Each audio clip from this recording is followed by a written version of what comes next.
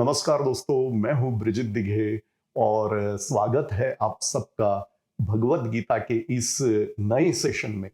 हम भगवत गीता के 8वें अध्याय अक्षर ब्रह्म योग के श्लोकों का अध्ययन कर रहे हैं और अब तक हमने 18 श्लोक सीख लिए हैं और आज हम 19वां श्लोक सीखने वाले हैं।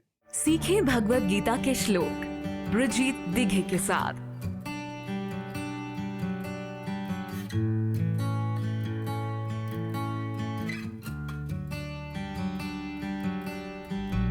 ओके, तो भगवान श्री कृष्ण ने 18वें श्लोक में जो बात की थी कि अव्यक्ताद् व्यक्तयः सर्वाः प्रभवन्त्य हरागमे प्रभवन्ति अहरागमे। अब मैंने आपको समझाया था कि अहरागमे का अर्थ होता है ब्रह्मा के दिन की शुरुआत, ठीक है ना। तो रात्र्यागमे और अहरागमे ये दो शब्द हमने 18वें श्लोक में सीखे थे और भगवान श्री कृष्ण ये कह रहे थे कि जब ब्रह्मा के दिन की शुरुआत होती है तो सारे जो सृष्टि है, भूत मात्र है, पंच महाभूतों से बनी हुई पूरी सृष्टि है, उसकी उत्पत्ति होती है। और जब रात्र्यागमे अर्थात ब्रह्मा की रात्रि जब शुरू होती है तब सब प्रलय हो जाता है, लय हो जाता है। सब पूरा का पूरा जो पंच महाभूतों से बनी हुई जो पूरी सृष्टि है उसका विलय हो जाता है। अब ये जो अर्थ है 18वें श्लोक का, इसी के कंटिन्यूएशन में आज का 19वां श्लोक भी है, ठीक है ना। सेम अर्थ है। क्या बोल रहे हैं? भूतग्राम स एवायम एव अयम। भूतग्राम स एवायम, ये पहला भाग। भूत्वा भूत्वा प्रलीयते, भूत्वा भूत्वा उत्पन्न होना और प्रलीयते का अर्थ होता है विलय हो जाना, ठीक है ना। मैं अर्थ बाद में समझा रहा हूं। पहली लाइन कैसे हुई? भूतग्राम स एवायम भूत्वा भूत्वा प्रलीयते। दो बार उच्चारण करते हैं। चा भूतग्राम स एवायम भूत्वा भूत्वा प्रलीयते। भूतग्राम स एवायम भूत्वा भूत्वा प्रलीयते। यहां थोड़ा सा जस्ट ध्यान देने वाली बात क्या है, मैं कैसे भूतग्राम, क्योंकि जो मात्रा है दीर्घ वाली, बड़ी वाली है, और ग्राम इस तरह विसर्ग का किस तरह से उच्चारण किया इसे ध्यान दीजिए। और भूत्वा भूत्वा, क्यों? क्योंकि दीर्घ मात्रा है, बड़ी वाली मात्रा है, ठीक है। तो हम दूसरी लाइन पर चलते हैं। रात्र्यागमेवश। अब ये एक ही शब्द है, ऑब्वियसली ये दो शब्दों की संधि से बना है। कौन कौन से दो शब्द? रात्र्यागमे और अवश। अब अवश का अर्थ होता है परवश, पराधीन। अर्थ बाद में, पहले उच्चारण। रात्र्यागमेवश पार्थ प्रभवत्यः रागमे।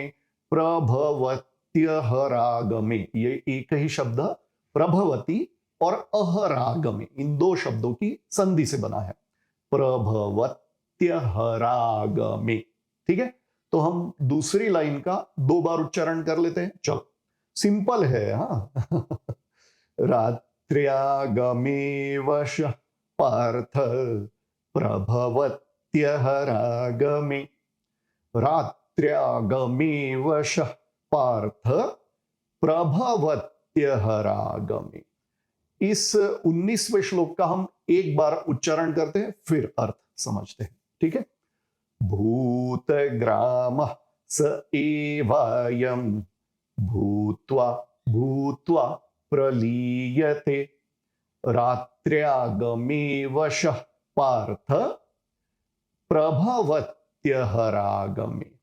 अब थोड़ा सा यहां संस्कृत ग्रामर का ध्यान देने वाली बात है। जो 18वें श्लोक में बात कर रहे थे कि अव्यक्ता व्यक्तय सर्वाहा, तो सर्वाहा इसलिए प्रभवन्त्यहरागमे इस तरह से बोले, सर्वाः प्रभवन्त्यहरागमे। इस श्लोक में भूतग्राम, भूतग्राम का अर्थ क्या हुआ? जन समुदाय या पंच महाभूतों से बना हुआ जो भी है वो सब कुछ भूतग्राम। तो इसलिए यहां पर प्रभवत्यहरागमे, प्रभवती अहरागमे, तो एक जगह बोलते हैं प्रभवन्त्यहरागमे और दूसरी जगह बोल रहे हैं प्रभवत्यहरागमे। स्क्रीन पर भी आप देख लीजिए, मैंने आपकी सुविधा के लिए स्क्रीन पर भी ये डिफरेंस जो है, बेसिकली ग्रामर है संस्कृत का, इस पर भी थोड़ा सा ध्यान देना है ताकि हमारा उच्चारण भी परफेक्ट हो। ठीक है, तो हम इस श्लोक का अब अर्थ समझते हैं। क्या कह रहे हैं? भूतग्राम अर्थात जो जन समुदाय या पंच महाभूतों से बनी हुई जो पूरी सृष्टि है, सिर्फ मनुष्य ही नहीं या पशु पक्षी ही नहीं, सब कुछ पंच महाभूतों से जो भी बना है वो सब कुछ। भूतग्राम स एव अयम, एव इस तरह से, किस तरह से? जो ऑलरेडी 18वें श्लोक में 17-18 ये श्लोकों में जिस तरह से बताया उस तरह से। भूत्वा भूत्वा प्रलीयते अर्थात उत्पन्न होता है, उत्पन्न होता है और फिर उसका लय होता है। तो उत्पत्ति स्थिति लय, उत्पत्ति स्थिति लय ये सब है ना, पुनरावर्तन चलता ही रहता है। ये भगवान श्री कृष्ण अर्जुन को समझा रहे हैं, बराबर। तो ये पहली लाइन का अर्थ हुआ, भूतग्राम स एवायम भूत्वा भूत्वा प्रलीयते। अब पैदा मतलब उत्पन्न कब होता है और उसका लय कब होता है? तो रात्र्यागमे अर्थात ब्रह्मा की रात्रि की शुरुआत में, और अवशः का ऑलरेडी मैंने अर्थ आपको बताया था कि अवशः मतलब परवश, पराधीन। सो बेसिकली सोचिए कि जैसे कठपुतली है, तो कठपुतली का अपने आप पर ऐसा कोई कंट्रोल नहीं है, राइट? तो इस तरह से एक लकड़ा जो है उसको आपने गंगा में बहा दिया, या एक दिया नहीं, दिए नदी में छोड़ते हैं तो दिया जो है नदी के प्रवाह में चलने लगता है, तो वो एक तरीके से परवश है, अवशः। ठीक है ना? तो रात्र्यागमे अवशः पार्थ प्रभवती अहरागमे, और प्रभवती अर्थात उत्पन्न होना, अहरागमे ऑलरेडी अर्थ मैंने बताया कि ब्रह्मा के दिन की शुरुआत में उत्पन्न होते हैं और ब्रह्मा की रात्रि की शुरुआत में लय हो जाते, विलीन हो जाते हैं।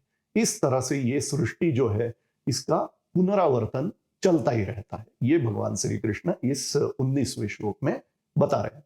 तो अगर ब्रिजित दिगे चैनल को आपने ना सब्सक्राइब किया हो तो जरूर सब्सक्राइब कर ले। अब हम 19वें श्लोक का 2 बार पुनरावर्तन करते हैं।